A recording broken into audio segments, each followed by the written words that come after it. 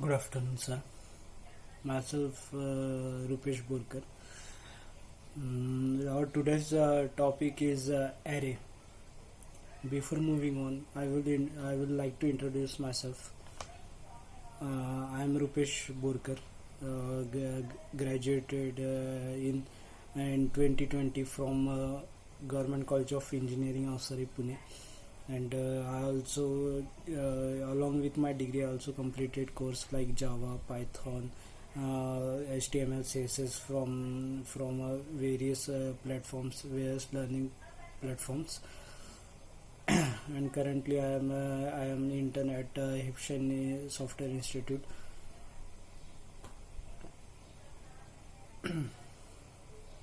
Okay, so let's move to our topic, which is array.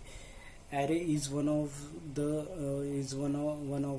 from the data structure. Now there are in data structure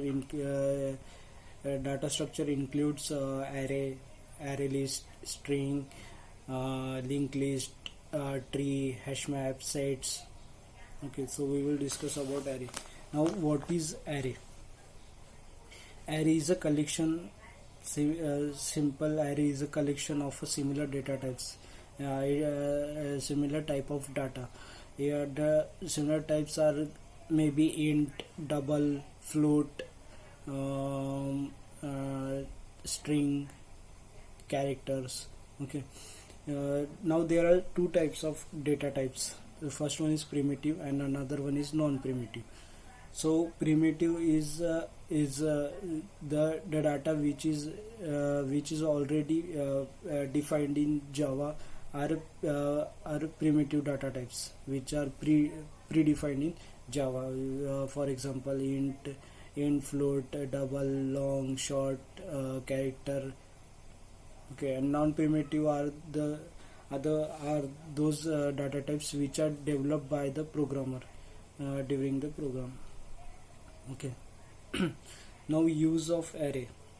Suppose if we want to store 100 people's names, so we cannot declare 100 variables and store their names in a variable. So instead of doing this lengthy process, we come to conclusion to the array.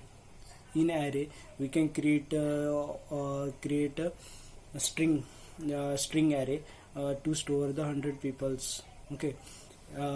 Declaration of array. If for example, the declaration of array is done by data types, brackets, and the variable name, array name, and and new data type and size of the array. If we declare size of the array as 100, then after declaring the size of the array 100 to the 100, we cannot store more than 100. Okay, if we created a string array of 100 this size, then we cannot store the more than the 100 people's name. Okay.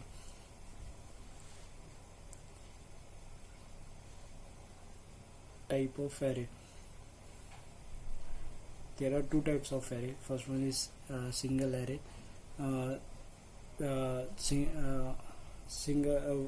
one-dimensional array, and another one is multi-dimensional array. The one-dimensional array is a single array.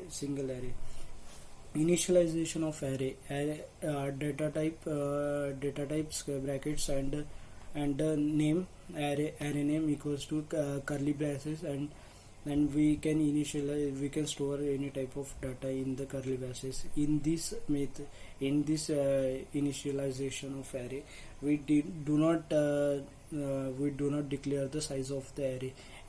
The Java internally count elements in the array list and set their value. Now, multi-dimensional array. Multi-dimensional array means array in a array. It means there are multiple array present in a single in a single array. Okay, this is from transition array. The operations of an array. Next one is the operations of an array. We can add element in array, we can remove element, we can add at index, and we can do some operations like searching, sorting. Sorting includes bubble sort, sequential sort, insertion sort, and the searching algorithms are linear search, binary search. In linear search, we if we have an integer array which is unsorted, so we can use the linear search. In this array, we we treat each and every element, check whether is this the element which we have to find. If not, then next. If not, then next. If found, then return yes, return true. If not, if that element which is to be found is not which is not present in array, then return not present. Okay. And in binary search there must be a sorted array. If we have taken the integer array which is in a sorted manner, in a ascending manner. Okay, so we in binary search we find the mid, and we check that mid element is the element which we have to find. If not, then check the element which we have to find is greater than the mid element or less than. If greater than the mid element, then the start from the mid plus 1. Then start the iterating from the mid plus 1. If the if the number which we have to find is less than the mid element, then we have to make end equals to mid minus 1. Okay. In this way it will do until we find the mid equals to the key which we have to find. Okay. In array we can directly access any elements by their index. Okay, in array the index starts with the 0. Every element in an array has their index number, so we can access any single element by their index. Okay, in array the index start from 0 and 0. Index always start from 0. It means that the first element of an array is always present at index 0, and if the length of the array is n, then the last element which is present in a array is present at the index n minus 1. If suppose we have the length of array is 10, and the first, in this case, in this scenario, the first element is stored at the zero index, and the last element is present at the ninth index.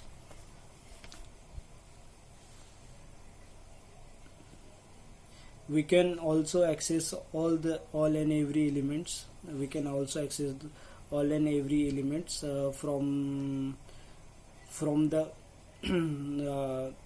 we can access each and every element by iterating all the elements. So we can do it by using the for loop, while loop. We can iterate access each and every element by using the for loop in array. Now there are some disadvantage of an array. If you want to search an array in unsorted the array which is in unsorted manner, it will if it has a size of 100, it contains 100 element, and to find the key, if the key which we have to find is present at the 98 index. Okay, so the iteration, so it will the compiler will check each and every element until the 98 index. Okay, so this was the disadvantage. And if we want to store any element in array in the middle at any index, suppose we have an array of 10 and 10 size, and we have to insert any element at the position third position, means index equals to 3 at the third position, then it will store that number at the third position. But after that third position, each and every element is moved +1 to the end. So this process takes long time. To avoid this this consequences, linked list is implemented. Okay, and array is an static. It cannot be changed at the runtime. If we declared array of size 10, it cannot be changed at the runtime. To avoid this problem, the array list is implemented, but in the array list same problem is happening. If you want to store any element at the middle of the middle or at any index, then after that index each and every element has to be moved forward, simply as the operation of for deletion at any index. If we deleted some element, then each and every element after that index is moved to the -1. So this will take a long process for the processor. Okay, thank you.